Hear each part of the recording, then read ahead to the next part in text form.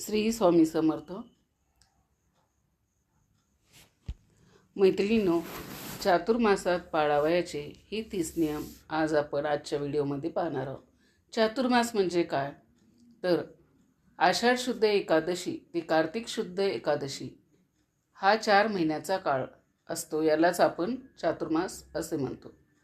म्हणजे 4 महिने, आषाढाचे 20 दिवस, श्रावण, भाद्रपद, अश्विन ही 3 महिने पूर्ण आणि कार्तिक महिन्याचे पहिले 11 दिवस. सर्वसामान्य लोक चातुर्मासात एखादं व्रत करतात तर काही नियम पाळतात. या काळात हिंदू धर्मात अनेक व्रत उपासना केल्या जातात. त्यापैकी आज आपण हे 30 नियम पाहणार आहोत. त्यामधला तुम्ही कोणताही एक नियम केला तरीही चालेल. पहिला नियम आहे, चातुर्मासात 4 महिने दररोज तुळशीसमोर हळदीने स्वस्तिक काढावे. दुसरा नियम आहे, चातुर्मासाच्या काळात 4 महिने दररोज महादेवाच्या पिंडीवर दूध आणि दह्याचे अभिषेक करावा. 3. चातुर्मासाच्या काळात 4 महिने दररोज शक्य असल्यास तुळशीसमोर तुपाचा दिवा लावावा. 4. चातुर्मासात काही लोक 4 महिने एकाच वेळा जेवण करतात आणि काही जण तामसिक भोजनही याचाही त्याग करतात. 5. चातुर्मासात प्रत्येक मंगळवारी आणि शुक्रवारी एका सुवासिनी स्त्रीची नित्य नियमाने ओटी भरावी. 6. चातुर्मासात 4 महिने सुंदरकांड, गीता आणि रामायणाचे पठण करावे. माणसाच्या जीवनासाठी हे खूपच फलदायी ठरते. 7. गणपतीला दररोज लाल फूल म्हणजे तुम्ही जास्वंद देखील होऊ शकता. तुम्ही हे नित्य नियमाने करू शकता. 8. चातुर्मासात दान करणे हे विशेष फलदायी मानले जाते. या 4 महिन्यात दान करणे जीवन संरक्षण आरोग्यासाठी फायदेशीर आहे.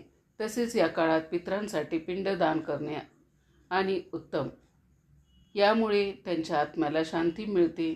तसेच या महिन्यात केलेली कोणतीही उपासना आणि साधना लवकर फळप्राप्ती होते. 9. चातुर्मासाच्या या 4 महिन्यात तुम्ही गायत्री मंत्राचा 108 वेळा जप जरूर करावा. 10. 4 महिने दररोज पुरुष सूक्त दिवसातून एकदा तरी म्हणावे किंवा तुम्ही गुरुचरित्रातला 14वा अध्याय दररोज वाचू शकता. हा खूपच प्रभावशाली आहे. 11. चातुर्मासामध्ये भगवान विष्णू निद्रासनात जातात. या दिवसात त्यांची पूजा आराधना करणे अतिशय शुभ मानले जाते. तसेच दररोज ओम नमो भगवते वासुदेवाय नमः या मंत्राचा दररोज 1 माळ जप करावा. म्हणजे भगवान विष्णू यांची आपल्यावर कृपा राहते. 12. चातुर्मासात येणाऱ्या श्रावण महिन्यात भगवान शंकराची पूजा अर्चना केली जाते. हा श्रावण महिना भगवान शंकरांना अतिशय प्रिय मानला जातो. असे म्हटले जाते की जो भक्त खऱ्याखुऱ्या मनाने भगवान शंकराची आणि विष्णूची पूजा करतो त्याच्या आयुष्यातील संकटे कायमचे दूर होतात. 13. चातुर्मासात तपश्चर्या आणि भक्ती अवस्थेत राहून दररोज सत्यनारायणची कथा आणि जप किंवा श्रवण करणे अत्यंत शुभ मानले जाते. 14. चातुर्मासात सूर्योदयापूर्वी उठून भगवान विष्णू आणि देवी लक्ष्मीची पूजा करावी. तसेच दररोज विष्णू सहस्त्रनाम आणि कनकधारा स्तोत्राचे पठण करावे. 15. चातुर्मासाच्या 4 महिन्यात तुम्ही दररोज भगवद्गीतेचा 1 अध्यायसुद्धा वाचू शकता. याशिवाय तुम्ही स्वामीचरित्रातील क्रमशः 3 अध्याय किंवा 7 अध्याय आवर्जून वाचावे. 16. चातुर्मासाच्या 4 महिन्यात दररोज जवळच्या परिसरातील असलेल्या मंदिरात दररोज प्रदक्षिणा घालाव्यात. हा सुद्धा अगदी सोपा नियम तुम्ही चातुर्मासात सहज करू शकता. 17. चातुर्मासात 4 महिन्यात दररोज तुम्ही महादेवाच्या मंदिरात जाऊन महादेवाच्या पिंडीवर 11 किंवा 21 किंवा 108 बेलपत्र व्हावे. तसेच महादेवाच्या पिंडीवर पांढरे फुलं अर्पण करावे. हा सुद्धा तुम्ही नियम करू शकता. हा नियम नित्य नियमाने केल्यास महादेवाची कृपा आपल्यावर सदैव कायम राहते. 18. चातुर्मासाच्या 4 महिन्यात दररोज आपल्या देवघरात तुपाचा दिवा आवश्यक लावावा. 19. 4 महिने दररोज घरातील देवांना निवेद दाखवावा, तसेच गायला सुद्धा घास द्यावा. 20. नियम 20वा काय आहे तर 4 महिने दररोज विद्यार्थ्यांनी गणपती बाप्पाचे स्मरण करावे, गणपती स्तोत्र पठण करावे आणि गणपती अथर्व शीर्षाचे सुद्धा पठण करावे. 21. चातुर्मासात उपवास, जप, तप, पवित्र नद्यामध्ये स्नान, दान, पानावर भोजन करणे हे अत्यंत फलदायी मानले जाते. या महिन्यात धार्मिक कार्य केल्याने विशेष फल प्राप्त होते आणि भगवान नारायणाची कृपा सदैव आपल्यावर राहते. 22. चातुर्मासाच्या 4 महिने दररोज श्रीकृष्णाला व विष्णूला तुळस व्हावी. 23. चातुर्मासातील प्रत्येक शुक्रवारी श्रीसूक्ताचे 11 वेळा दररोज नित्यनियमाने पठण करावे. 24. चातुर्मासातील या 4 महिन्यात बेलाच्या झाडाखाली दररोज संध्याकाळी आवश्यक दिवा लावावा. बेलपत्राचे झाड हे महादेवाचे रूप आहे, म्हणून त्यांची अवश्य पूजा करावी. अशा प्रकारे उपासना केल्यास आपल्याला शुभ फळ लवकर प्राप्त होते. 25. चातुर्मासात एकाच वेळ जेवण करणे ही उत्तम मानले जाते. या 4 महिन्यात तुम्ही जेवढे सात्विक राहाल तेवढे चांगले. श्रावणात भाजीपाला, भाद्रपदात दही, आश्विनमध्ये दूध आणि कार्तिक महिन्यात डाळीचा त्याग करावा. या काळात शक्यतो पाण्याचा वापर जास्त करावा. शक्य तितके आपले मन भगवंतात गुंतवून ठेवण्याचा प्रयत्न करावा. 26. तुम्ही श्रीकृष्णाच्या मूर्तीवर, फोटोवर किंवा जे काही रूप तुमच्याकडे श्रीकृष्णाचं असेल किंवा भगवान श्रीहरी विष्णूचा असेल किंवा श्रीहरी विठ्ठलाचा असेल तर त्यांच्यावर तुम्ही दररोज पारिजातकाची फुलं अर्पण करू शकता. अशा पद्धतीने तुमच्याकडून 4 महिन्यामध्ये 1,00,000 पारिजातकाची फुलं अर्पण झाली पाहिजे. 27. श्रीहरी विष्णूंना लक्ष तुलसी अर्चन म्हणजे 1,00,000 तुळशीची पानं तुम्ही या 4 महिन्याच्या काळात अर्पण कराल तर या पद्धतीने देखील संकल्प घेऊ शकता. 28. त्याचबरोबर हे 4ही महिने तुम्ही दुर्गा सप्तशतीचे दररोज पाठ करू शकता. आपल्या कुलदेवीची सेवा तुम्ही करू शकता. 29. त्याचबरोबर गुरुचरित्राचं पारायण करू शकता. संक्षिप्त गुरुचरित्राचे पारायण करू शकता. 30. नवनाथ पारायण करू शकता. शिवलीलामृत या ग्रंथाचे पारायण करू शकता किंवा शिवलीलामृतातील जो 11वा अध्याय आहे याचं सुद्धा तुम्ही दररोज पठण करू शकता. 31. त्याचबरोबर श्री गणेशांना लक्ष दुर्वांचे 1,00,000 दुर्वा तुम्ही गणपती बाप्पांना या 4 महिन्याच्या काळामध्ये अर्पण कराल तर या पद्धतीने देखील तुम्हाला संकल्प घेता येईल.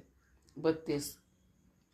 आषाढी एकादशीपासून ते कार्तिकी एकादशीपर्यंत महादेवाला या 4 महिन्यामध्ये 1,00,000 पांढरे फुलं अर्पण करतात. म्हणजे रोजचं काही असं ठरलेलं नाही की रोज 1,000, 20,000, 10,000, 2,000 असं काही नाही. रोज म्हणजे या 4 महिन्यामध्ये 1,00,000 फुलं जी आहेत ते तुम्ही मोजून शिवलिंगाला अर्पण करू शकता. 33. याचबरोबर बरेच जण कांदा, लसूण, वांगी 4 महिने सोडतात आणि कांदा, लसूण न टाकता जे काही पदार्थ बनवता येतात ते पदार्थ खातात किंवा भाज्या, वरण याच्यामध्ये कांदा, लसणाचा वापर केला जात नाही. त्याशिवाय जेवण बनवलं जात नाही, ते खाल्लं जात नाही. त्याचबरोबर वांगीसुद्धा जी आहे ती 4 महिने खात नाहीत. 34. याशिवाय या चातुर्मासात तुम्ही दानधर्म भरपूर करू शकता. आपल्या पितरांच्या नावे दानधर्म करू शकता किंवा तुम्ही या 4 महिन्यामध्ये एखादा गरजू व्यक्ती असेल किंवा एखाद्या मंदिरामध्ये रोजच्या रोज शिदा देऊ शकता. 35. समजा तुम्ही बाळकृष्णाला जर तुळशीपत्र किंवा मंजुळा अर्पण करण्याची सेवा करताय तर तुम्ही गुरुवारी किंवा बुधवारी या सेवेला जी आहे ती सुरुवात करू शकता आणि अगदी चातुर्मासातील कोणत्याही दिवशीपासून तुम्ही कोणत्याही व्रताला सुरुवात केली तरीसुद्धा चालू शकतं. 36. हे 4 महिने भगवान श्री विष्णूची सर्वात प्रभावी सेवा म्हणजे विष्णू सहस्त्रनामाचा दररोज तुम्ही पठण करू शकता किंवा विष्णू सहस्त्रनामाचं दररोज तुम्ही पठण करू शकता किंवा विष्णू सहस्त्रनामावली म्हणत तुम्ही आपल्या देवघरातील जी बाळकृष्णाची मूर्ती आहे यांना तुळशीपत्र अर्पण करू शकता किंवा पिवळी फुलं जी असतात ती अर्पण करू शकता. 37 व याचबरोबर तुम्हाला जेही काही पारायण करण्याची इच्छा आहे, जे काही स्तोत्र मंत्र पठण करण्याची इच्छा आहे, पण काही अडचणीमुळे काही कारणाने ते आजपर्यंत शक्य झालं नाही, तर या चातुर्मासामध्ये संकल्प घेऊन 4 महिने तुम्ही ती जी सेवा आहे ती करू शकता. आणि संकल्प आषाढी एकादशीला घेणं झालं नाही तर काही हरकत नाही. कोणत्याही दिवशी कोणत्याही वारी या चातुर्मासामध्ये तुम्ही कोणत्याही सेवेचा संकल्प करू शकता. 38 व याचबरोबर या 4 महिन्यामध्ये हे जे व्रत वैकल्य सेवा उपासना जी आहे ती करण्याला इतकं जास्त महत्त्व आहे किंवा त्या आवर्जून केल्या जातात. पण अशी काही शुभ कार्य आहेत जी या चातुर्मासामध्ये केली जात नाही. त्यापैकी पहिलं म्हणजे की या 4 महिन्यामध्ये मुंज केली जात नाही, लग्न केलं जात नाही, यज्ञ केला जात नाही आणि गृहप्रवेशसुद्धा केला जात नाही. तुम्ही स्वतःचं घर घेतलं असेल किंवा गृहप्रवेश करण्याचा विचार असाल तर तुम्ही आषाढी एकादशीपासून ते देवउठणी एकादशीपर्यंत नवीन घरामध्ये वास्तुशांती किंवा गृहप्रवेश करू शकत नाही. तुम्हाला थोडंसं थांबावं लागेल. अशा प्रकारे चातुर्मासातील या नियमांचे पालन केल्यास आपलं आरोग्य सुधारेल, मानसिक पीडा नाहीशी होईल, सर्व इच्छा आकांक्षा पूर्ण होतील, तसेच सर्व प्रकारच्या पापांचा नाश होईल, सर्व प्रकार मानसिक विकारांचा नाश होऊन मानसिक दृढता प्राप्त होते, आपल्याला पूर्वजांचे आशीर्वाद प्राप्त होतात. त्याचबरोबर चातुर्मासात 4 महिने या प्रकारचे नियमांचे पालन केल्यास भगवान विष्णू आणि शिव यांची कृपा आपल्याला सदैव प्राप्त होते. जीवनात आनंद आणि समृद्धीत वाढ होते, घरात बरकत येते, तसेच आत्मविश्वास, त्याग, समर्पण आणि संयम ही भावना विकसित होते. त्यामुळे या चातुर्मासात हे 4 महिने या नियमांचे पालन अवश्य करा. जर तुम्हाला माझा व्हिडिओ आवडला असेल तर कमेंट करून नक्की सांगा. चॅनलवरती जर नवीन असाल तर चॅनलला सबस्क्राईब करा. शेवटपर्यंत माझा व्हिडिओ ऐकलात त्याबद्दल आपल्या सर्वांचे मनापासून आभार. श्री स्वामी समर्थ. ओम नमो भगवते वासुदेवाय. ओम नमो भगवते वासुदेवाय नमः. ओम नमो भगवते वासुदेवाय नमः.